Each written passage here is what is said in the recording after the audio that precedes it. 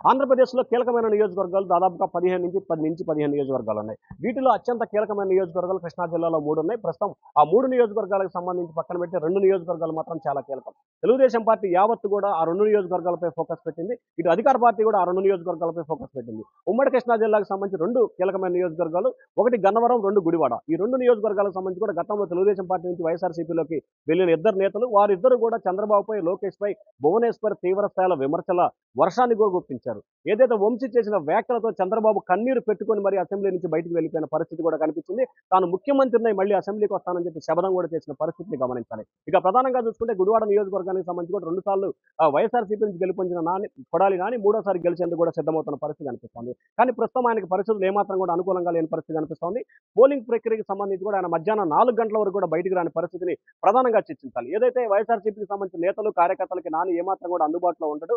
అలాగే ఏదైతే poll management విషయంలో వైఎస్ఆర్‌సీపీ కార్యకర్తలు, నేతలు పట్టినట్టు వ్యవహరించారని చెప్పి కూడా ప్రధానమైన ఆరోపణ. అలాగే గుడివాడ నియోజకవర్గానికి సంబంధించి 2 సామాజిక వర్గాలు గెలుపుని కీలకమైన పాత్ర పోషిస్తాయి. ఒకటి చౌదరి సామాజిక వర్గం, 2 కాపు సామాజిక వర్గం. ప్రస్తుతం ఈ 2 సామాజిక వర్గాలు కూడా కొడాలి నాని పట్ల తీవ్ర స్థాయిలో వ్యతిరేకత అయితే వ్యక్తం చేస్తా ఉన్నాయి. చంద్రబాబుని, లోకేష్‌ని భువనేశ్వర్‌పై వ్యాఖ్యలు చేయడం, అలాగే బాలకృష్ణపై వ్యాఖ్యలు చేయడాన్ని కూడా తీవ్రంగా జీర్ణించుకోలేని పరిస్థితి కూడా ఇక్కడ ప్రధానంగా కనిపిస్తా ఉంది. ప్రధానంగా చూసుకుంటే దాంతో పాటుగా ఏదైతే గుడివాడలో ఇటీవల జరిగిన, కొన్ని రోజుల క్రితం జరిగిన ఒక కాపు నాయకుడి హత్యకు సంబంధించి కూడా కొడాలి నాని ఆ సామాజిక వర్గానికి సహకరించకుండా ఇబ్బందులు పాల్చేశారని చెప్పి ఆ నియోజకవర్గంలో అందరూ కూడా కొడాలి నానిపై తీవ్రస్థాయిలో అసంతృప్తి, ఆగ్రహం వ్యక్తం చేస్తా ఉన్నారు. పూర్తి స్థాయిలో అభివృద్ధి చేయకుండా, రోడ్లు వేయకుండా గుడివాడ నియోజకవర్గంలో కేవలం తెలుగుదేశం పార్టీ నేతలు విమర్శలనే పెట్టుకున్న ధ్యేయంగా చేశారు కానీ ఎక్కడా కూడా నియోజకవర్గానికి సంబంధించి సరైన రోడ్లు లేవు. కనీసం విజయవాడ నుంచి గుడివాడ రావాలంటే సరైన రోడ్లు కూడా లేని పరిస్థితిని నియోజకవర్గంలో ఏర్పాటు చేశారు. కేవలం జగన్మోహన్ రెడ్డి ఇచ్చిన సంక్షేమ కార్యక్రమాలు తప్ప ఎమ్మెల్యేగా నాని నియోజకవర్గానికి 10 సంవత్సరాల కాలంలో చేసింది ఏమీ లేదని చెప్పి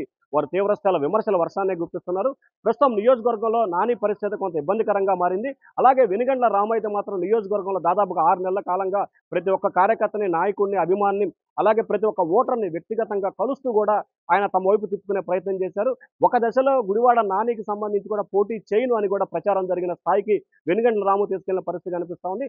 జూన్ 4వ తేదీన రాబోతున్న ఎన్నికల ఫలితాల్లో కొడాలి నానికి కొంత ఇబ్బందికర పరిస్థితులు ఏర్పడే అవకాశాలు అయితే కనిపిస్తున్నట్లు కూడా ఆ నియోజకవర్గంలో వైఎస్ఆర్‌సీపీ నేతలు, పరిశీలకులు అయితే కొంత ఆశాభావాన్ని అయితే వ్యక్తం చేస్తున్న పరిస్థితి అయితే కనిపిస్తా ఉంది.